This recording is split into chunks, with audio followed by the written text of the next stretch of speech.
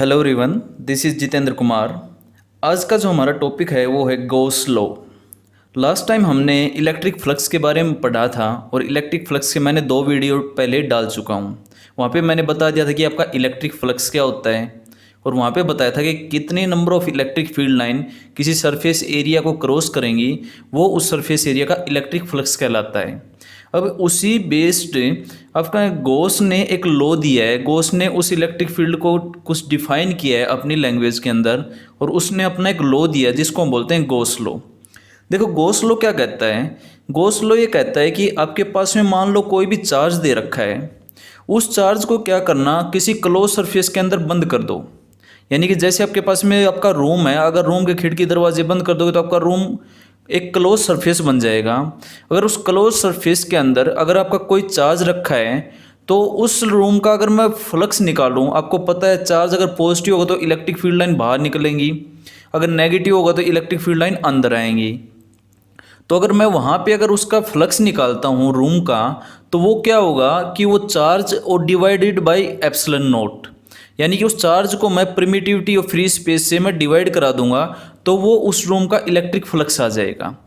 तो गॉस यही कहता है कि आपके पास में अगर कोई भी क्लोज सरफेस दे रखा है तो उसका जो इलेक्ट्रिक फ्लक्स होगा वो आपका डिपेंड करेगा उसके चार्ज के ऊपर। अगर आप मेरे को चार्ज बता दो उस क्लोज सरफेस के अंदर कितना रखा है तो मैं आपको ये बता सकता हूँ कि उस सरफेस का टोटल फ्लक्स कितना होगा।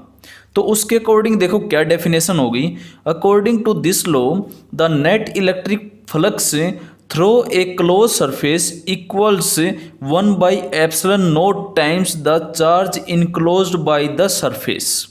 यानी आपका जो टोटल फ्लक्स होगा किसी भी क्लोज सरफेस का वो आपका 1/एप्सिलॉन नॉट टाइम्स होगा जो टोटल चार्ज होगा उस सरफेस के अंदर।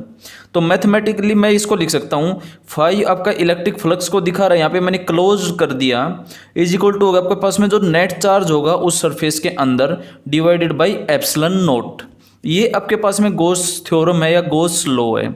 इसको मैथमेटिकली थोड़ा सा और आगे लिखें तो आपका फ्लक्स का फॉर्मूला कल मैंने बताया था। अगर आप फ्लक्स निकालोगे तो होता है आपका पास में E.dA, और अगर टोटल फ्लक्स निकालते हो सरफेस का तो हम उसका करवा देते हैं इंटीग्रेशन।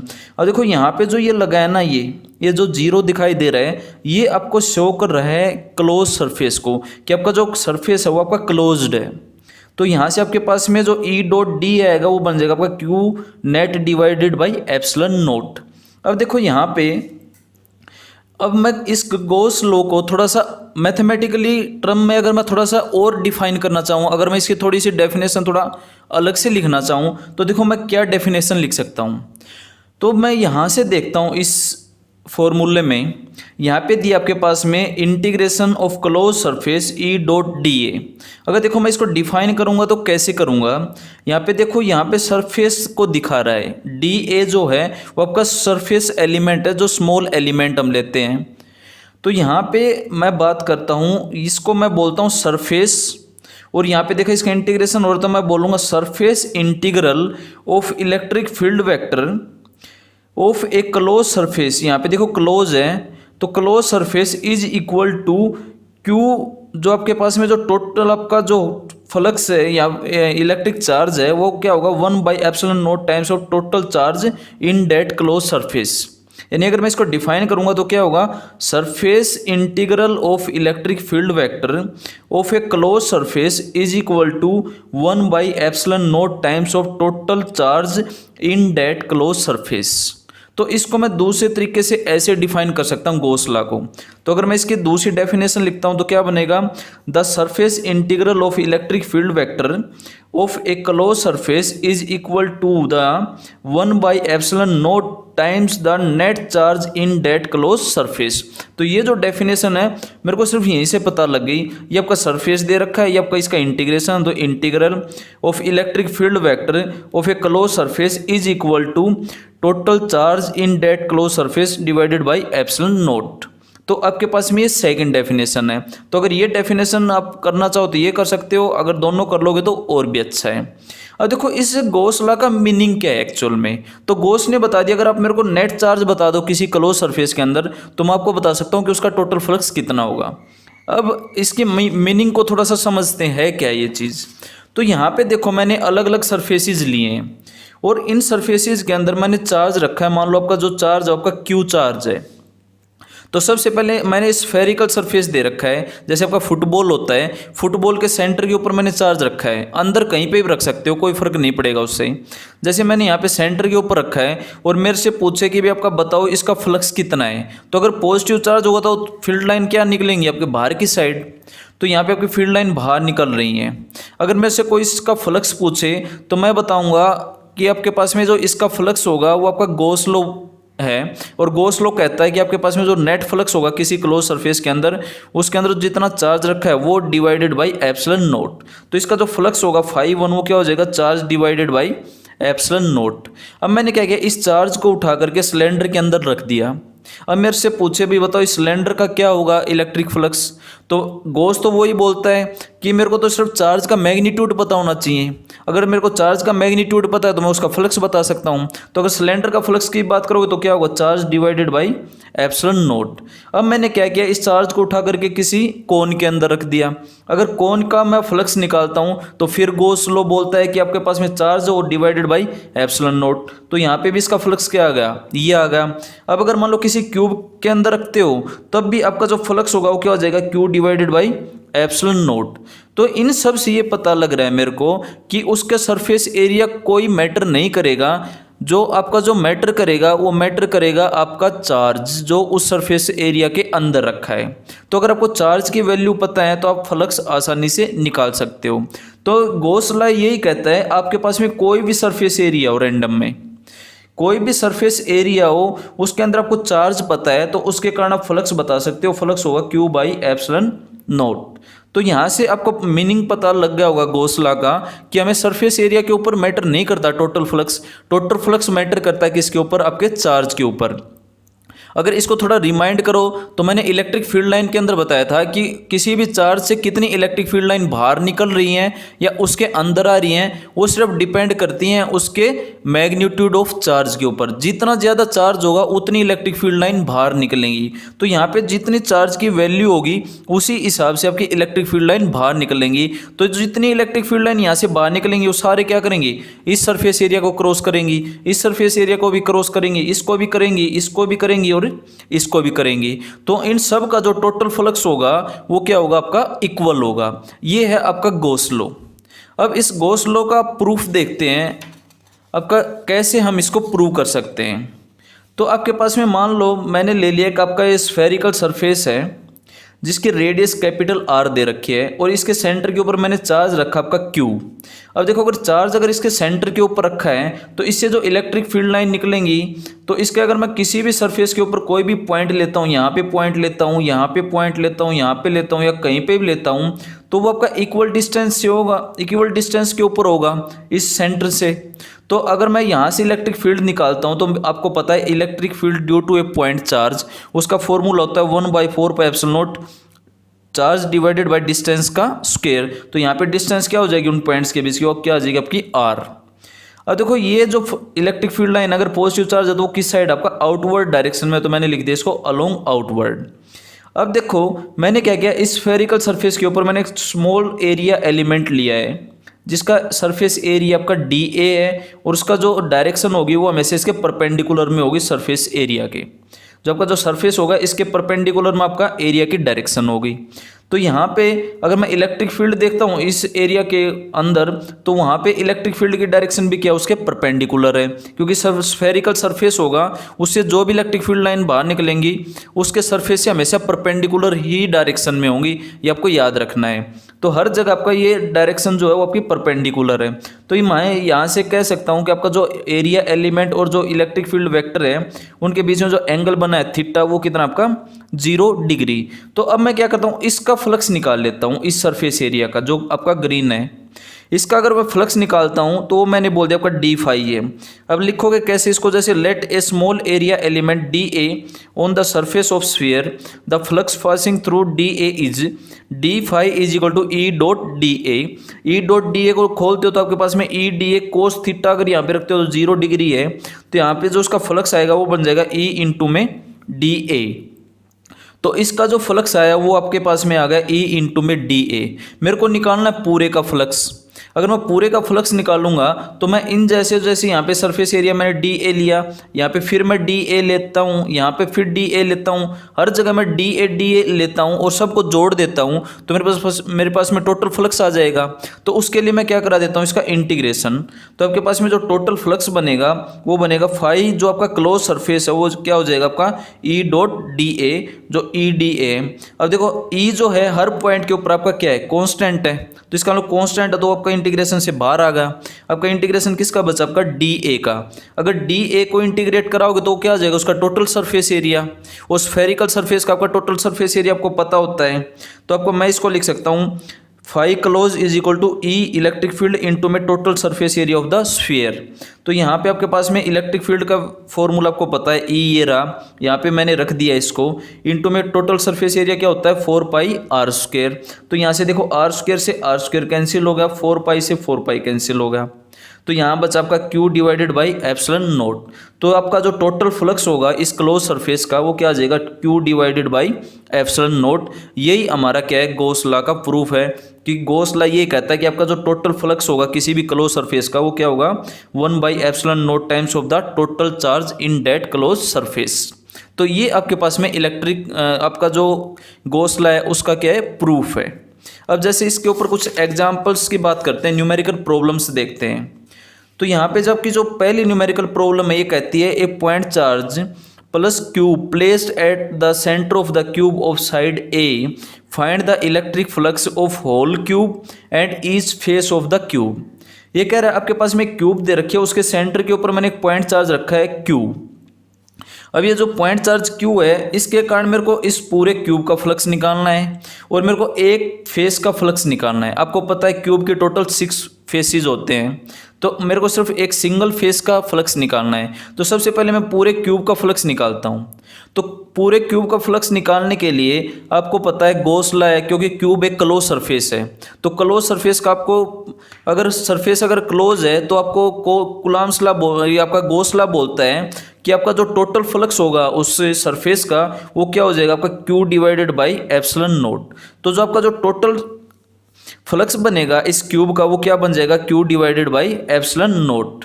अब मेरे को वन जो फेस है उसका निकालना है। टोटल फेस आपके पास में 6 हैं क्यूब के अंदर। अब अगर ये इसके सेंटर के ऊपर रखा है तो यहाँ पे एक आपकी प्लेन सिमेट्री है।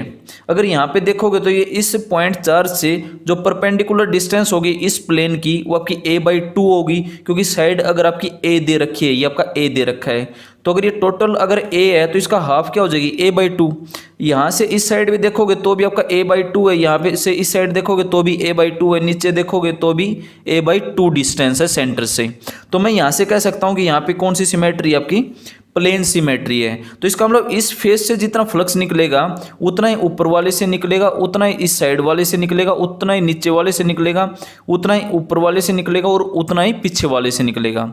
यानी 6 के 6 जो फेसेस होंगे उसके अंदर इलेक्ट्रिक फ्लक्स आपका इक्वल निकलेगा। तो मैं यहाँ से कह सकता हूँ कि आपका जो हर फेस से जो फ्लक्स निकलेगा वो क्या होगा, जो टोटल क्यूब का फ्लक्स डिवाइडेड बाई 6, क्योंकि जो 6 फेसेस हैं उनका जो नेट फ्लक्स होगा वो किसके इक्वल होगा, क्यूब का जो फ्लक्स है। तो यहाँ से मैं लिख सकता हूँ phi of cube divided by 6, Q का मैंने निकाल चुका हूँ क्यूब का फ्लक्स, तो आ गया आपका Q divided by 6 epsilon note. यानी कि आपका जो एवरी जो फेस है उसका जो फ्लक्स बनेगा वो क्या बनेगा, Q divided by 6 epsilon naught. तो अब देखो इसके अंदर नेक्स्ट थोड़ा सा इसको और थोड़ा सा मुश्किल प्रॉब्लम देखते हैं। अब की बार मैंने क्या किया, इस चार्ज को इस क्यूब के इस कॉर्नर के ऊपर रख दिया और मेरे को अब बताना है कि इस क्यूब का टोटल फ्लक्स कितना होगा और इसके एक सिंगल फेस का फ्लक्स कितना होगा। तो यहाँ पे अगर बात करें तो ये अब जो चार्ज क्यू है वो इसके कॉर्नर के ऊपर रखा है, तो यहाँ पे देखो कोई भी आपका क्लोज सरफेस नहीं बन रहा है। तो मैं क्या करूँगा, सबसे पहले इसको क्लोज सरफेस के अंदर लूँगा इस चार्ज को। तो मैं क्या करूँगा, इस क्यूब के साथ में और ऐसी क्यूब रखूँगा ताकि एक ऐसी क्यूब बने जिसका सेंटर क्या हो, ये चार्ज हो। तो इसके लिए मेरे को देखो कितनी क्यूब्स की जरूरत पड़ेगी। तो यहाँ पे अगर मैं बात करूँ तो इस चार्ज का कॉर्नर, इस कॉर्नर के ऊपर ये चार्ज रखा है, तो मेरे को एक क्यूब इसके साइड में इस साइड रखना पड़ेगा, एक क्यूब इसके पीछे रखना पड़ेगा, एक क्यूब इसके पीछे रखना पड़ेगा, एक क्यूब इसके ऊपर रखना पड़ेगा, एक क्यूब इसके पीछे वाले के ऊपर रखना पड़ेगा, एक क्यूब इसके ऊपर रखना पड़ेगा, एक क्यूब इसके पीछे वाले के ऊपर रखना पड़ेगा। तो मेरे को जो यहाँ पे टोटल क्यूब्स की जरूरत पड़ेगी वो टोटल क्यूब्स आपके 8 होंगे। जब मैं 8 क्यूब्स को ऐसे रखूंगा तो वो 8 क्यूब के कारण जो टोटल बड़ा जो क्यूब बनेगा उसका सेंटर क्या होगा, वो ये पॉइंट होगा जहाँ पे चार्ज आपका क्यू रखा है। तो अगर उस क्यूब बड़े वाले क्यूब का जो नेट फ्लक्स निकालोगे तो वो क्या हो जाएगा आपका, ये charge divided by epsilon not. और वो जो बड़े वाला क्यूब बना है वो किन से बना है, 8 क्यूब से मिलके बना है। तो अगर मैं प्रत्येक क्यूब का अगर मैं चार्ज निकालूंगा तो क्या हो जाएगा 1/8। तो यहाँ से मैं कह सकता हूँ कि आपका जो इस क्यूब का जो फ्लक्स बनेगा वो क्या हो जाएगा 1/8 Q divided by epsilon naught. तो आपका जो फ्लक्स है वो आ जाएगा Q divided by 8 epsilon not. यानी कि अगर आपका क्यूब के अगर कॉर्नर के ऊपर चार्ज रखते हो तो आपका जो क्यूब का जो फ्लक्स बनता है वो आपका ये बनेगा, इसको आप याद रखना। नेक्स्ट बात करते हैं कि आपके पास में ईच फेस ऑफ क्यूब निकालना है। अब मेरे को क्या करना है, आपका जो क्यूब का जो फेस है उसका और निकालना है। जैसे पीछे वाले में बात की थी, वहाँ पे सेंटर पे रखा था तो आपका क्यू बाई 6 एप्सिलॉन नॉट आया था। लेकिन यहाँ पे अगर बात करें, अगर इसके कॉर्नर के ऊपर रखा है ना, तो देखो इस क्यूब के टोटल 6 फेजेज हैं, 6 फेस हैं, लेकिन 3 फेस इसके अंदर ऐसे होंगे जहाँ पे आपका इलेक्ट्रिक फ्लक्स 0 होगा। अब इसको समझने के लिए ऐसा करो, अब जिस रूम के अंदर बैठे हो आपके सामने एक दीवार है, उस दीवार का रूफ है, रूफ और दीवार के बीच में अगर मैं देखूँ तो 2 कोने हैं ऊपर रूफ की साइड में, एक राइट साइड में एक लेफ्ट साइड में। अगर आपको मैं बोलता हूँ कि आपका जो लेफ्ट साइड का जो रूफ के ऊपर कोना है उसको पकड़ लो आप, अगर मैं उस कोने के अंदर मैं चार्ज को रखता हूँ तो देखो जो आपके सामने वाली दीवार है जो बिल्कुल फ्रंट में, उसके अंदर कोई फ्लक्स नहीं होगा। जो आपकी जो रूफ है, जो छत है, उसका फ्लक्स 0 होगा। और जो आपके जो राइट साइड में दीवार है उसका फ्लक्स भी 0 होगा। तो आपके पास में जो फ्लक्स आएगा वो आएगा आपकी लेफ्ट साइड की दीवार के अंदर, एक आएगा जो आपके जो पीछे दीवार है, और एक आएगा जो आपका फ्लोर है नीचे। तो आपके पास में जो फर्श है उसके अंदर से इलेक्ट्रिक फील्ड लाइन जाएंगी, एक आपके लेफ्ट साइड की दीवार से इलेक्ट्रिक फील्ड लाइन जाएगी, और एक आपकी पीछे जो दीवार है उससे इलेक्ट्रिक फील्ड लाइन जाएंगी। यानी इस क्यूब के अंदर, इस कमरे के अंदर 3 दीवारें ऐसी होंगी जहां से इलेक्ट्रिक फील्ड लाइन गुजरेंगी।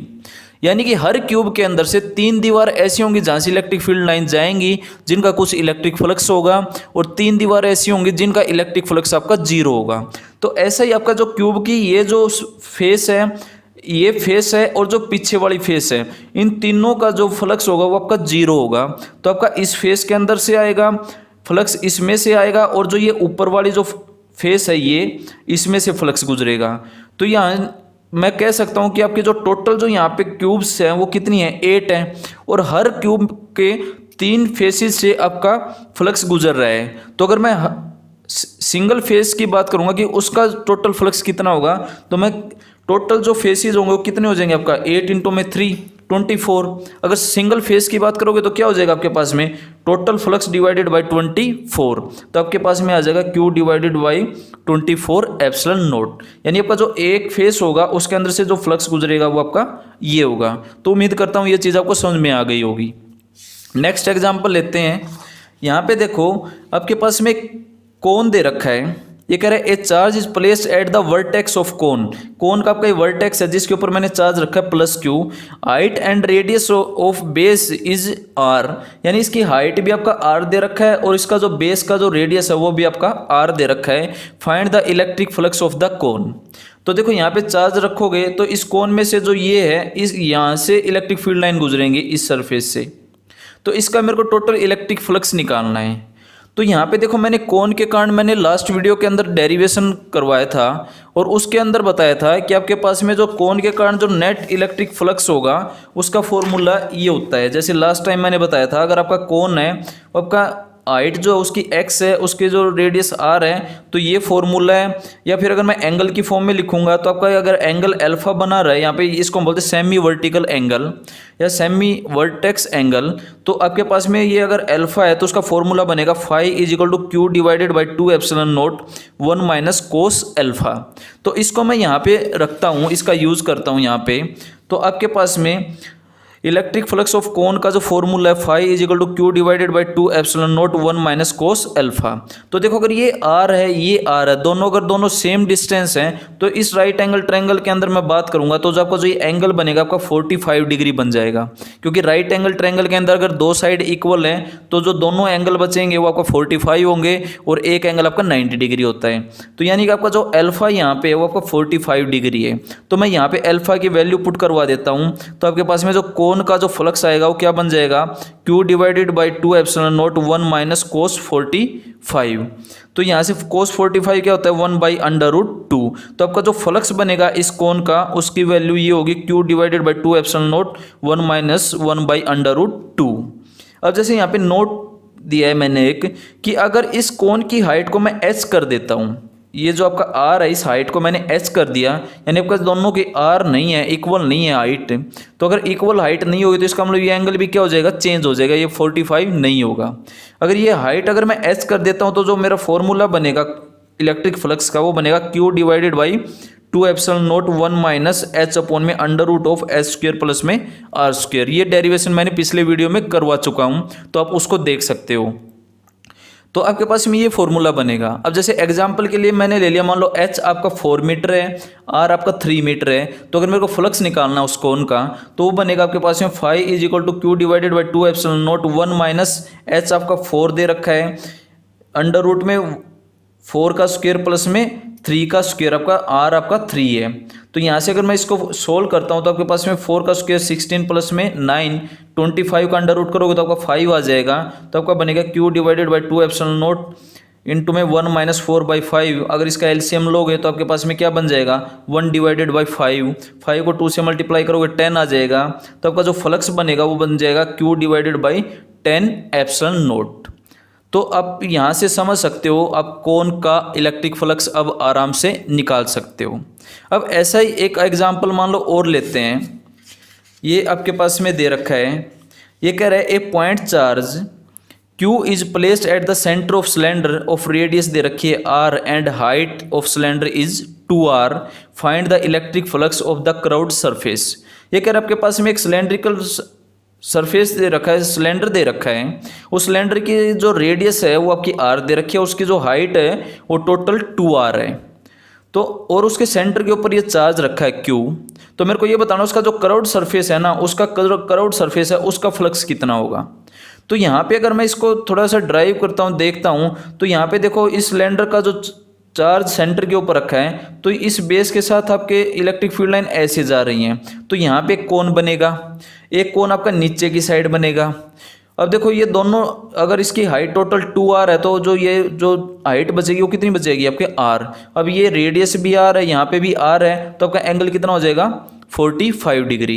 तो आप ये इस कोन का फ्लक्स निकाल सकते हो, इस कोन का ही फ्लक्स निकाल सकते हो, ये भी आपका 45 डिग्री होगा तो फ्लक्स निकाल दोगे और कर्व्ड सरफेस का फ्लक्स आप ऐड कर दोगे तो क्या आ जाएगा, इसका टोटल फ्लक्स आ जाएगा। अब टोटल फ्लक्स निकालने के लिए हमारे पास में क्या है, गोसला है। गोसला क्या कहता है कि आपका जो टोटल फ्लक्स होगा सिलेंडर का वो क्या होगा, charge divided by epsilon note. और यानी कि आपके पास में जो टोटल फ्लक्स आया इसका वो क्या है, Q divided by epsilon note. अब ये देखो जो टोटल फ्लक्स है सिलेंडर का वो किन किन चीज़ों पर डिपेंड करेगा, जो आपका फ्लक्स होगा आपका कोन का उसका डबल कर दोगे, क्योंकि एक कोन ये है एक कोन ये है, और प्लस में जो फ्लक्स होगा किसका, कर्व्ड का, वो किसके इक्वल हो जाएगा, जो टोटल फ्लक्स है Q divided by epsilon note. अभी हमने कोन का फ्लक्स निकाला है कि कोन का जो फ्लक्स होता है उसका फॉर्मूला होता है Q divided by 2 epsilon naught 1 minus cos alpha. Alpha यहाँ पे 45 है, यहाँ पे 45 रख देते हो तो आपका कोन का जो फ्लक्स है वो बन जाएगा Q divided by 2 epsilon naught 1 minus 1 by under root 2। अब इसकी वैल्यू को यहाँ पे पुट करवा देते हैं तो आपका जो इक्वेशन बनेगी वो बनेगी 2 इंटू में कोन का फ्लक्स प्लस में phi of curved is equal to Q by epsilon naught. यहाँ पे मैंने रख दिया इसको। अब यहाँ से देखो 2 से तो आपका 2 कैंसिल हो गया, और अब मैं इसको इस साइड ले जाता हूँ तो आपका जो फाई जो कर्व्ड सरफेस का जो फ्लक्स बनेगा वो इज इक्वल टू क्या हो जाएगा, Q divided by epsilon note. ऐसे कैसा, इसको मैंने अंदर मल्टीप्लाई कराया तो आपका है Q divided by epsilon note, minus हो जाएगा इस साइड जाएगा तो, और ये प्लस हो जाएगा 1 by under root 2 Q divided by epsilon naught. तो देखो इससे ये कैंसिल ही होगा, तो आपका जो फ्लक्स बनेगा इस कर्व्ड सरफेस का वो बनेगा Q divided by under root 2 epsilon naught. तो उम्मीद करता हूँ आपको ये प्रॉब्लम समझ में आ गई होगी। तो इस वीडियो में यहीं तक, मिलते हैं नेक्स्ट वीडियो के अंदर। Thank you and take care.